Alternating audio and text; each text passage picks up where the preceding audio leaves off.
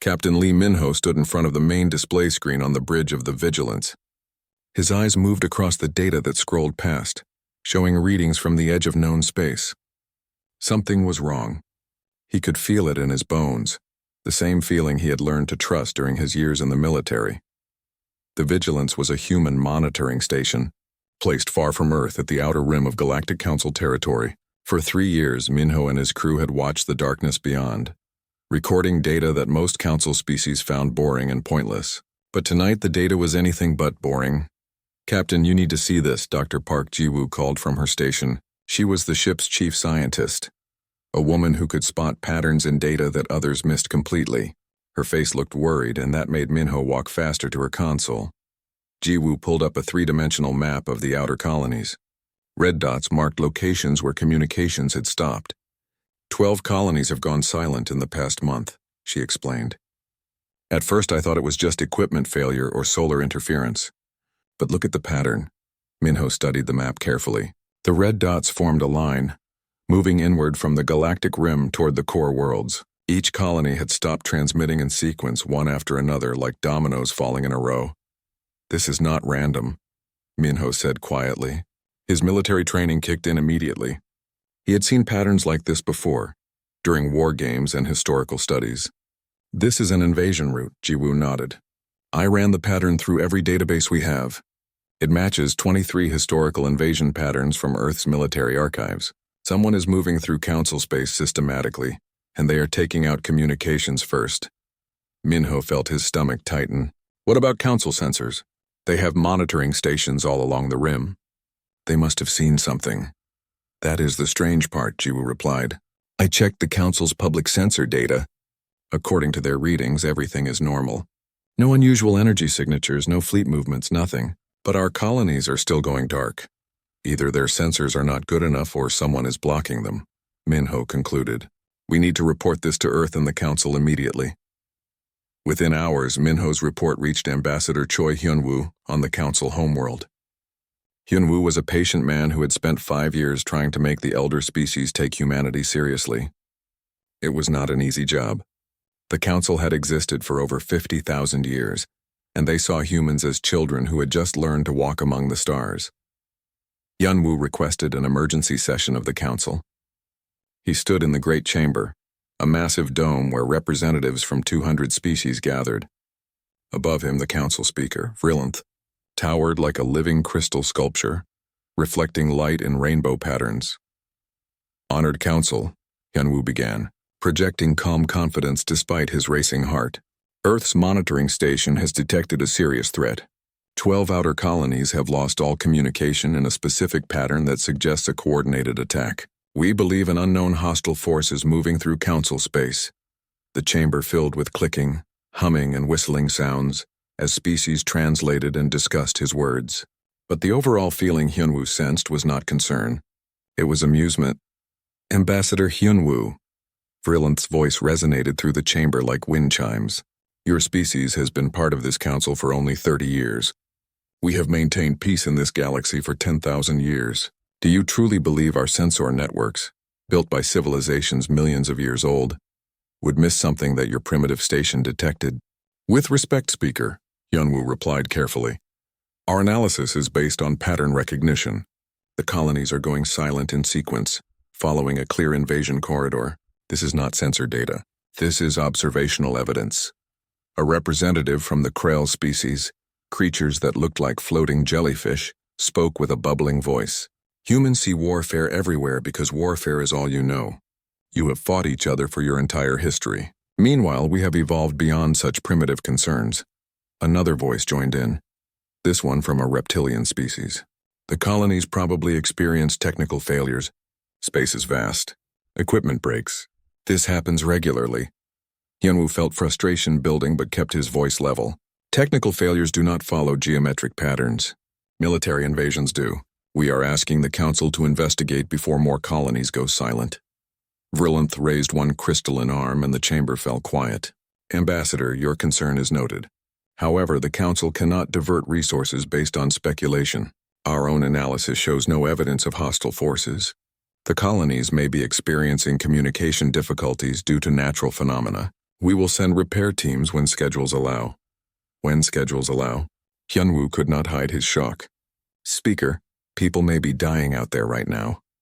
Your species thinks in terms of urgency because you live such short lives, Vrilinth responded, not unkindly. We think in terms of millennia.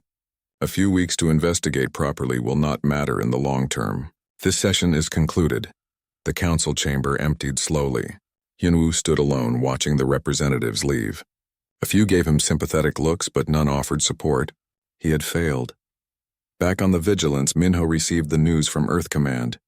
The council had dismissed the warning. Earth's government ordered him to maintain regular patrols only, and not to investigate further without council approval. They could not afford to anger the council by acting independently. Minho sat in his captain's chair, staring at the map where more red dots had appeared. 2 more colonies had gone silent during the council session. The line was moving inward toward populated systems. What do we do now, Captain? His first officer asked. Minho was quiet for a long moment. He thought about his duty to the council, his orders from Earth, and his responsibility to the people living in those colonies. He thought about all the military history he had studied, all the lessons learned from wars fought on Earth. Every lesson said the same thing. When you see an attack coming, you prepare. You do not wait for permission. You do not hope the threat goes away. We keep watching, Minho finally said. We record everything, and we get ready for the day when the council finally realizes we were right, because that day is coming, and when it does, they will need us. Outside the Vigilance, the stars shone peacefully, but Minho knew that somewhere in that darkness something was moving toward them, something that did not care about council politics or ancient peace treaties. The warning had been given and ignored. Now all they could do was wait for the consequences. Commander Kang Sora did not like following stupid orders. She had spent 20 years in Earth's space fleet, and she knew the difference between caution and cowardice. Right now, the council was being cowardly, and people were dying because of it. 3 weeks had passed since the council dismissed humanity's warning. In that time, 27 more colonies had gone silent. The council still claimed there was no threat. They sent repair teams to the nearest silent colonies, but those teams never reported back. The council said they were experiencing communication problems, too. Sora stood on the bridge of her ship, the Discovery. It was a science vessel, built for exploration and research, not combat. But it had one advantage that made it special. Her engineer, Kim Do-hyun, had installed an experimental stealth system that could hide the ship from most sensors. Kim, is the stealth system ready? Sora asked. Kim looked up from his console, his young face serious. Yes, Commander. But I need to remind you that using it without council authorization is against regulations. We could lose our licenses. I know, Sora replied. But we are going to use it anyway. Plot a course to the nearest silent colony. We need to see what is really happening out there. The Discovery moved quietly through space, its stealth system bending light and energy around its hull. They approached the colony of Bellis Prime, a small world that had housed 50,000 people from various council species. It had gone silent 2 weeks ago. As they got closer, Sora felt her confidence fade. The planet looked wrong from orbit. The lights of cities that should have shone against the night side were dark. The orbital stations that should have been transmitting were dead. Take us lower, Sora ordered. I want a full scan of the surface. What they found made everyone on the bridge fall silent. The cities were still there, but they looked like empty shells. Buildings stood intact, but every single power source had been removed. Every vehicle, every piece of technology, every metal structure had been carefully stripped away. It was like someone had gone through the entire planet with a giant vacuum cleaner, taking everything useful and leaving only stone and concrete behind. Where are the people? Someone whispered. Jiwoo, who had transferred to the Discovery for this mission, checked her readings. I am not detecting any life signs. Not human, not alien, not even bacteria levels that would suggest recent habitation. It is like every living thing was removed. This was not an attack, Sora said slowly, feeling cold dread in her stomach. This was harvesting. Someone took everything of value, including the people. Kim's console beeped urgently. Commander, I am picking up massive gravity distortions at the edge of the system. Something big is moving out there. How big? Sora asked. Kim's hands moved across his controls and his face went pale. Commander, the mass readings suggest a vessel at least 50 kilometers long, and there are more behind it. I count 30 contacts, each one larger than anything in the Council fleet. Sora made her decision instantly. Full stealth.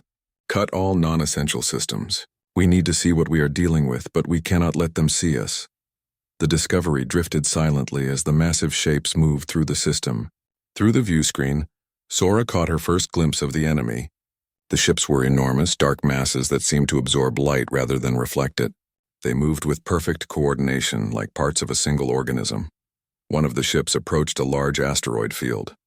Sora watched as beams of energy shot out from the vessel, breaking apart asteroids and pulling the fragments into massive bays. The ship was eating the asteroids, consuming the raw materials. They are not an invasion force, Jiwoo said quietly. They are a harvester fleet. They move through space, taking everything useful and moving on. The colonies, the people, the resources, they were all just materials to be collected. Can you get detailed scans? Sora asked Kim. I am trying, but their hull composition is unlike anything I have seen. Wait, Kim's eyes went wide. Commander, one of their ships just turned toward us. I think they detected something. How? We are in full stealth, Sora said. I do not know, but they are definitely moving in our direction.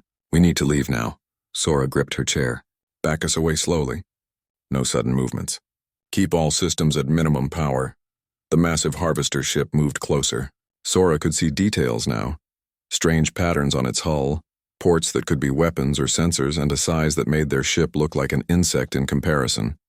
Her heart pounded as the distance closed to 10 kilometers, then 5, then 2. The harvester ship stopped.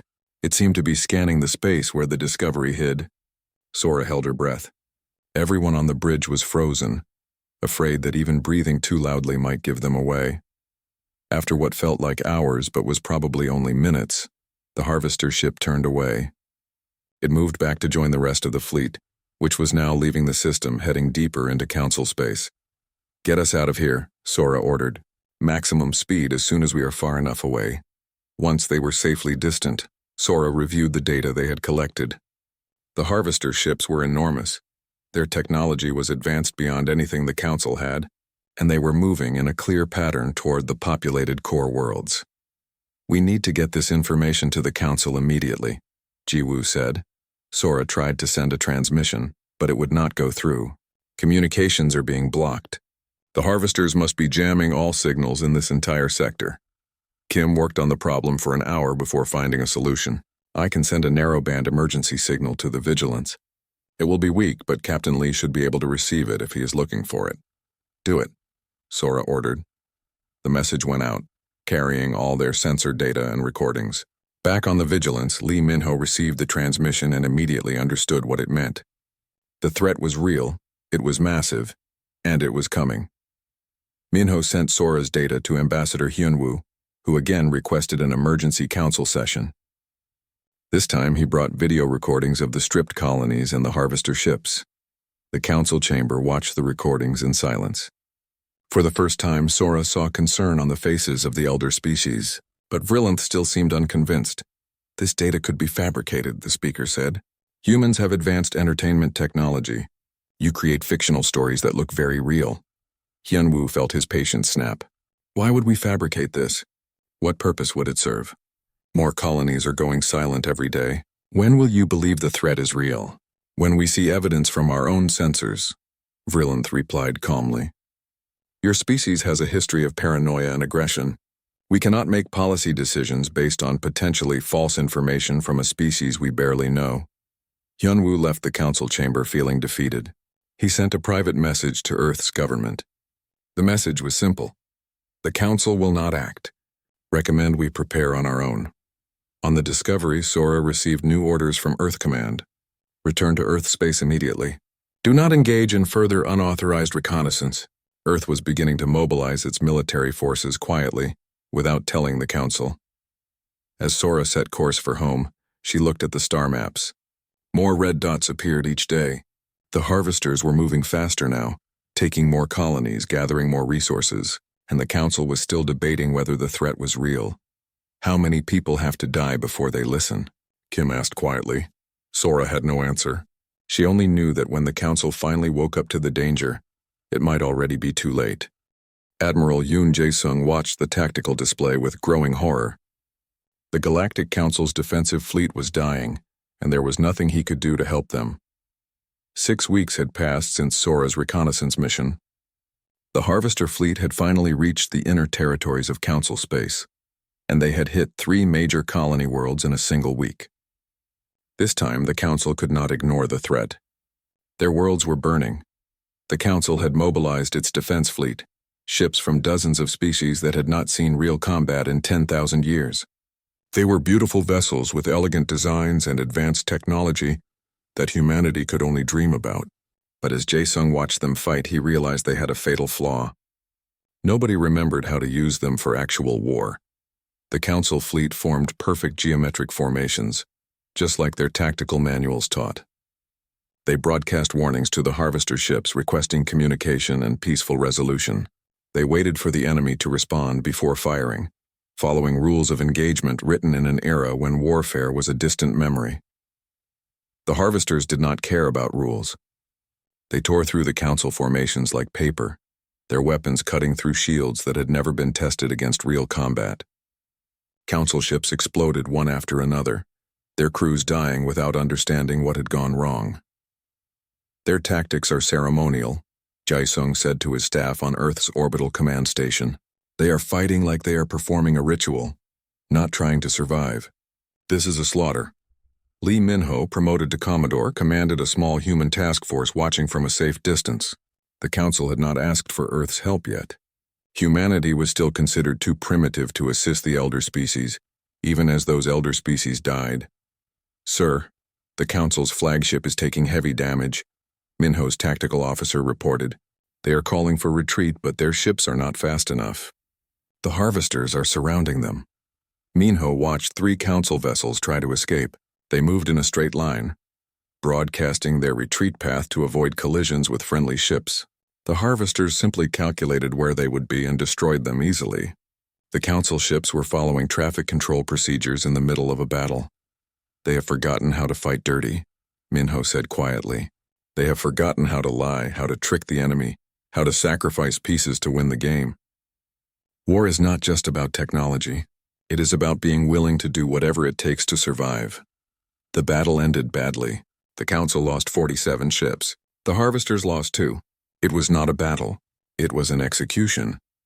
Ambassador Hyunwoo received an urgent summons to the Council chamber.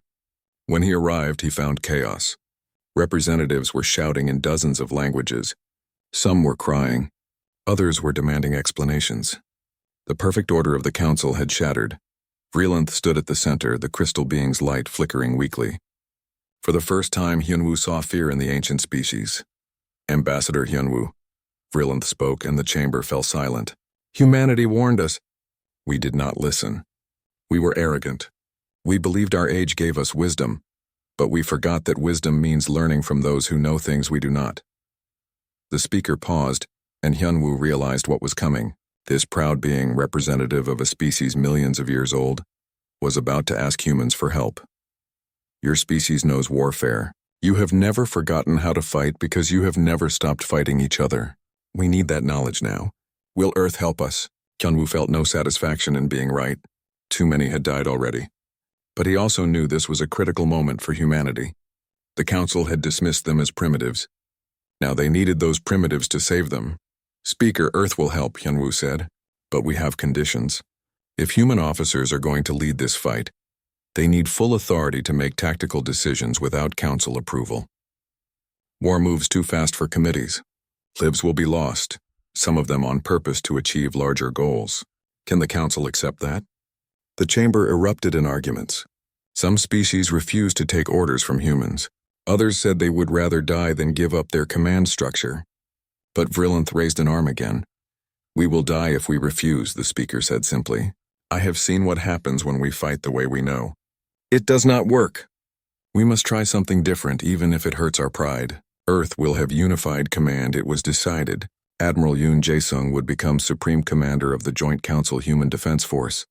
Human officers would be assigned to every fleet, teaching the aliens how to fight a real war. But before the teaching could begin, Jae-sung wanted to prove that humanity's way of fighting could work. He gave Commodore Lee Minho permission to engage a Harvester scout group that was moving through an asteroid field. Minho's task force consisted of 5 human destroyers, small and weak compared to Council ships but crewed by people who understood warfare. They positioned themselves in the asteroid field, using the rocks as cover. When the Harvester ships arrived, they did not see the human vessels. The Harvesters moved through the field slowly, scanning for resources. Minho waited until they were deep in the asteroids, surrounded by rocks and debris. Then he gave the order. The human ships did not form up and announce their presence. They attacked from ambush, firing missiles from behind asteroids and immediately moving to new positions. The Harvesters, used to fighting enemies that followed rules, were confused by this behavior. One Harvester ship exploded when a human vessel rammed an asteroid, sending it crashing into the alien's hull.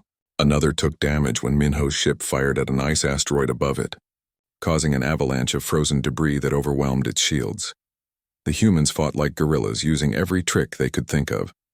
They pretended to retreat, then ambushed the pursuing Harvesters. They hid among wreckage. They fired at asteroids to create shrapnel clouds.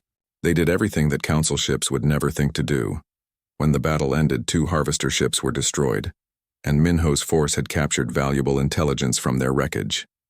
The human task force had lost 1 destroyer, but they had proven something important. Humans knew how to win ugly fights. The recordings of the battle spread through the Council fleet. Alien officers watched in amazement as human ships broke every rule of proper warfare and won because of it. Some were disgusted by the tactics.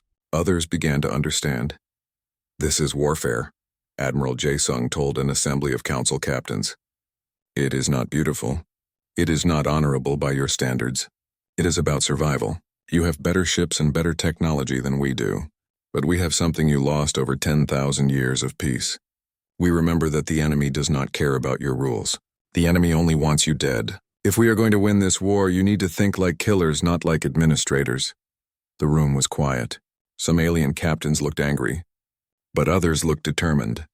They understood that their civilization was dying, and pretty tactics would not save it. Brilliant approached Jae-sung after the meeting. "Your species has lived with war for so long. Do you ever wish for peace?" Jae-sung thought about it. "Every day, Speaker. Every single day. But peace is not the absence of war. Peace is what you get when you are strong enough that nobody wants to fight you. Your council had peace because nobody threatened you. Now someone has, and you forgot how to protect that peace. Will you teach us?" Brilliant asked. "Yes," Jae-sung replied. "But the lessons will be hard and many of your people will die learning them. War's the worst teacher because you only get one chance to learn each lesson." The teaching was about to begin. Commander Kang Sora stood in front of 50 alien officers, and she could feel their anger radiating toward her. These were captains and commanders from species that had ruled the galaxy for millennia. Now, a human in her 30s was supposed to teach them how to fight. "I know what you are thinking," Sora said calmly. "You are thinking that your species built starships before humans discovered fire. You are thinking that your technology is superior to ours in every way. And you are right about all of that." The aliens looked slightly less hostile. At least the human was not being arrogant. "But here is what you need to understand," Sora continued. "Technology does not win wars. People win wars. And your people have forgotten what war actually means." She pulled up a recording of the Council's disastrous battle. The aliens watched their ships die in perfect formations. "You fought like you were performing a ceremony," Sora explained. "You announced your attacks. You waited for responses. You followed rules that your enemy did not care about. This is not warfare. This is suicide with extra steps." A reptilian captain stood up, his scales flushing red with anger. "Are you saying we should fight without honor? Like barbarians?" I'm saying honor does not matter when you are dead," Sora replied. "The Harvesters do not care about your honor. They only care about harvesting your worlds and your people. If you want to survive, you need to fight like your life depends on it, because it does." She pulled up another recording, this time of Minho's ambush in the asteroid field. The aliens watched human ships hide, trick, and use terrain to their advantage. "This is what warfare looks like," Sora said. "It is messy, it is unfair, but it works. Now, I am going to teach you how to think like this. The lessons were hard. Alien officers struggled with concepts that humans learned in basic training. The idea of acceptable losses was foreign to species that had advanced medical technology and long lifespans. The concept of strategic retreat seemed like cowardice to warriors whose traditions valued standing ground. Sora worked with a Krell captain named Thelnor, one of the floating jellyfish creatures. Thelnor commanded a beautiful ship with weapons that could destroy planets, but he could not think tactically. "Why would I pretend to retreat?" Thelnor asked, confused. "That would make the enemy think we are weak." "Exactly," Sora explained. "And when the enemy thinks you are weak, they chase you. They break formation, they make mistakes. Then you turn around and destroy them when they are not ready." "But that is dishonest," Thelnor protested. "War is dishonest," Sora said firmly. "The goal is not to fight fairly. The goal is to win while losing as few of your people as possible. Every warrior you save is someone who can fight another day. Every enemy ship you destroy without a fair fight is one less ship killing your civilians." It took weeks, but slowly the alien officers began to understand. They stopped thinking about proper formations and started thinking about ambush points. They stopped announcing their attacks and started using surprise. They stopped seeing warfare as a ritual and started seeing it as a puzzle to solve. Meanwhile, at the strategic level, a young human tactician named Shin Yuna was developing something revolutionary. She had been studying both human military history and alien technology, looking for ways to combine them. Admiral Yoon Jae-sung listened to her presentation with growing interest. "Sir, the Council ships are superior to ours in every measurable way," Yuna explained. "Better shields, better weapons, better speed, but they lack unpredictability. Meanwhile, humans fight in chaotic, creative ways, but our technology limits what we can do. So we combine them," Jae-sung said, seeing where she was going. "Exactly. We use Council technology with human tactics. But more than that, we use the aliens' unique abilities in ways they never considered. The Krell can coordinate perfectly because of their hive mind communication. We should use them for synchronized attacks that look random to the enemy. The crystalline species can process information incredibly fast. We should use them as tactical coordinators who can adapt our plans in real time." It was brilliant.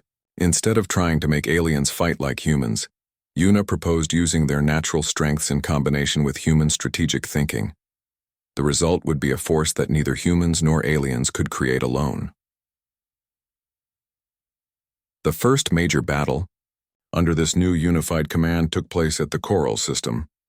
The Harvesters were attacking a major industrial world, and Admiral Jae-sung decided this was where they would make their stand. Lee Min-ho commanded the Vanguard, a mixed force of human and alien ships. They did not form the traditional defensive sphere around the planet. Instead, they spread out across the system in what looked like random positions. When the Harvester fleet arrived, they expected the same kind of fight they had won before. Instead, they got chaos. Minho's ships hit them from 6 different directions at once. Krell vessels coordinated attacks with perfect timing, overwhelming Harvester shields that were designed to take damage from one direction. Crystalline commanders adapted the battle plan every few seconds as the Harvesters tried to respond, always staying one step ahead. Human ships used every dirty trick in the book. They hid behind planets and jumped out at close range. They fired at space debris to create shrapnel clouds. They pretended to be disabled, then attacked when Harvester ships came to investigate. The battle was brutal. Jae-sung had warned everyone that people would die, and they did. 7 Council ships were destroyed. 2 human cruisers were lost, but the Harvesters lost 15 vessels, and for the first time, they retreated. The joint force had won a real victory. But the cost created tension. A Council admiral confronted Jae-sung after the battle, grief clear in his alien features. "You sacrificed my ships," the admiral said. "You used them as bait to draw the Harvesters into a trap. My people died following your orders." "Yes," Jae-sung replied quietly. "And because they did, we saved 3 million civilians on that planet. In war, we sometimes have to sacrifice the few to save the many." I am sorry for your losses, but I would make the same choice again. The alien admiral was silent for a long moment. Then he nodded slowly. I understand. It does not make it hurt less, but I understand. This is what warfare truly means. Word of the victory spread through the Council forces. More alien commanders began requesting human advisors. Species that had initially refused to work with humans were now actively seeking to learn from them. Vrillanth met with Yesung privately after several more successful battles. Your people have changed us, the crystal being said. We are becoming more like you, more aggressive, more willing to accept death as part of survival. I worry about what we are becoming. I worry about that too, Jaesung admitted. War changes everyone it touches. But Speaker, you have a choice. You can become warriors who remember why they fight and what they are protecting. Or you can die as peaceful philosophers while the harvesters consume everything you built. I know which I prefer. Can we ever go back? Vrillanth asked. After this war ends, can we return to being a peaceful civilization? Jaesung thought about Earth, about humanity's long, bloody history. You can try. We always try. But you will never forget these lessons. Part of you will always remember that the galaxy is not safe, that peace requires strength to maintain it. Maybe that is not a bad thing to remember. The teaching continued.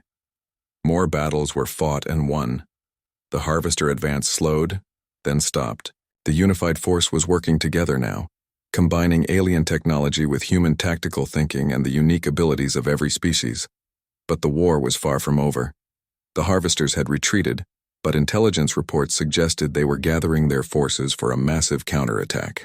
Dr. Park Ji-woo, analyzing captured harvester technology, believed she was close to finding their weakness. The final battle was coming, and everyone knew it would be the most terrible one yet. Dr. Park Ji-woo had not slept in 3 days. Her eyes burned as she stared at the holographic display showing the internal structure of a captured harvester ship. She was so close to understanding, so close to finding the weakness that could end this war. The ships coordinate perfectly, she muttered to herself, marking connections on the display. Too perfectly. Like they are all parts of one mind rather than individual vessels. Commander Kang Sora entered the laboratory with coffee. Still working? Ji-woo, you need to rest. I cannot rest. Look at this. Ji-woo pulled up communication logs from multiple harvester ships. They do not communicate with each other. Not with radio, not with quantum channels, not with anything we can detect. But they still coordinate their movements with zero delay. How? Sora studied the data. A hive mind? Yes, but more than that. Ji-woo's hands moved rapidly, pulling up more information. Every harvester ship we have examined has the same strange structure deep in its core. I thought it was their power source, but now I think it is something else. I think it is a receiver. A receiver for what? For commands from a central nexus. Ji-woo's excitement was growing. They are not a fleet of independent ships. They are more like drones controlled by a single intelligence.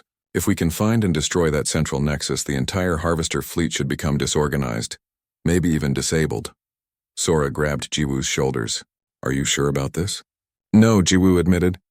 But it fits all the data, and it is the first real weakness we have found. Within hours, the information reached Admiral Yoon Jae-sung. He called an emergency meeting of all senior commanders, human and alien together. The command center was packed with representatives from dozens of species, all waiting to hear about this potential breakthrough.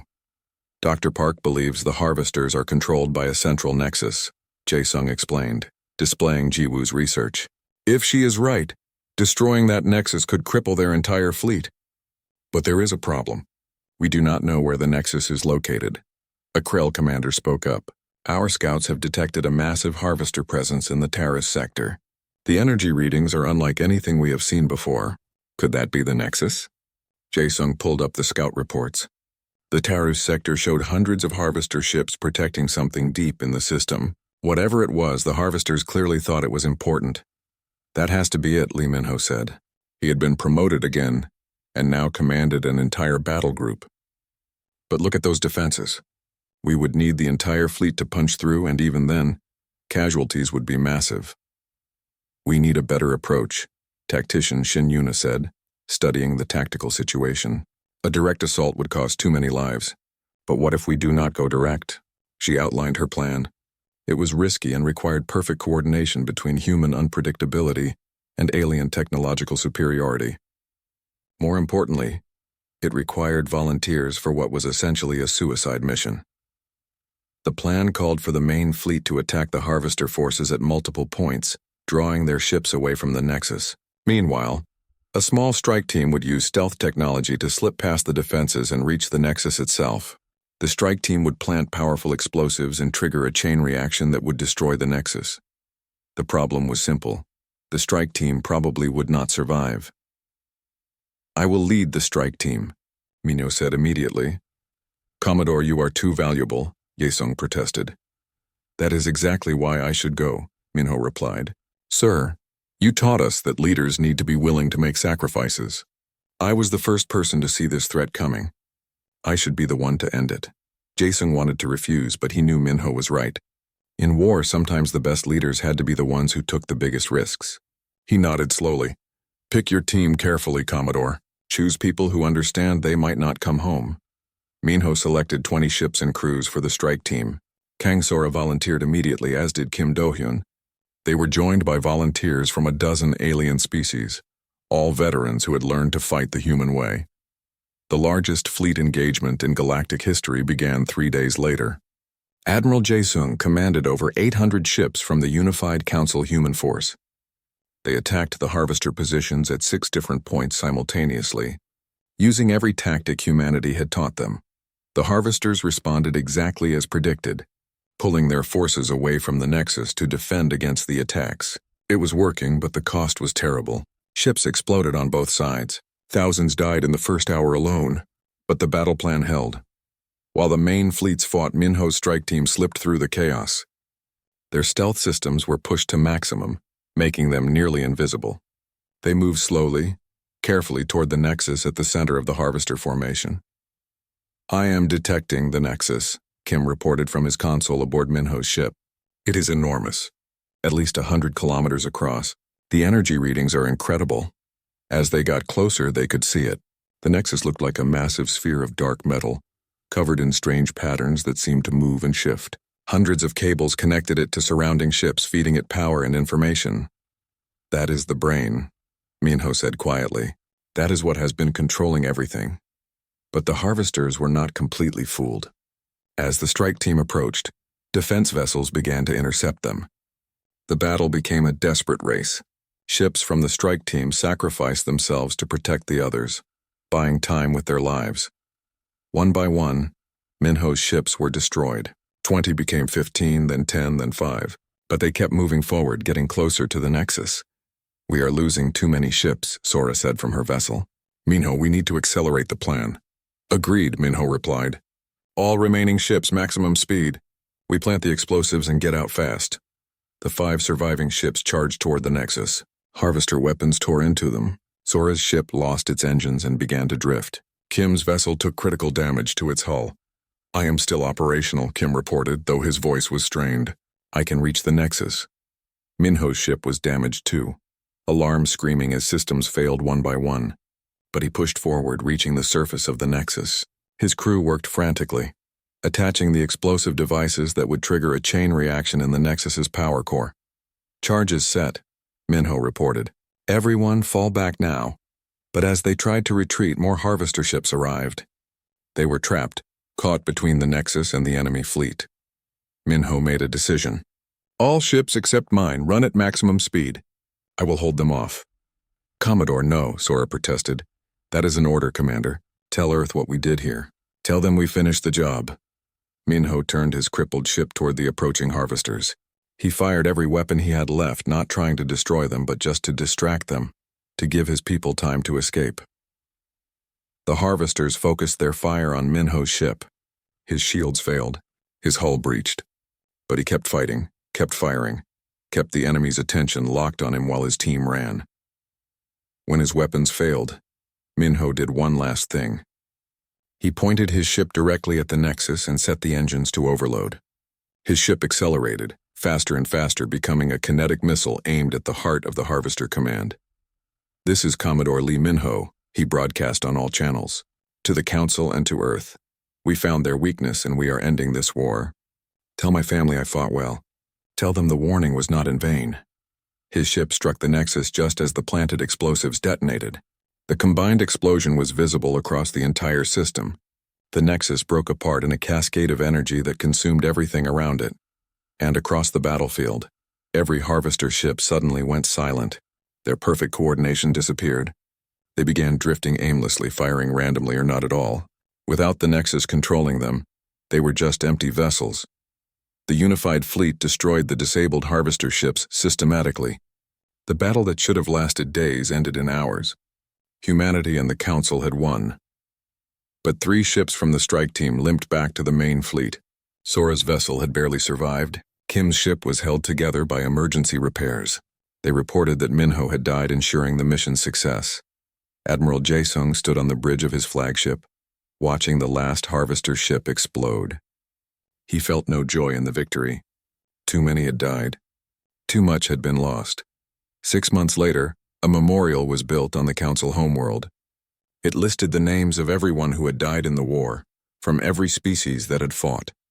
At the center was a statue showing humans and aliens standing together, and at its base a plaque with specific names, Lee Minho, and all those who had given the first warnings that were ignored. Vrillanth spoke at the dedication ceremony, addressing billions across the galaxy. We learned a terrible lesson through this war. We learned that wisdom does not come from age alone. It comes from experience, even painful experience. Humanity tried to warn us and we dismissed them as primitives. We forgot that those who remember how to fight are not barbaric. They are prepared. The Council was reformed. Humanity received permanent seats on both the governing body and the new military directorate. Never again would the galaxy be unprepared for war. Ambassador Choi Hyun-woo stood with Admiral Jae-sung before the memorial, looking at Minho's name carved in stone. He was right from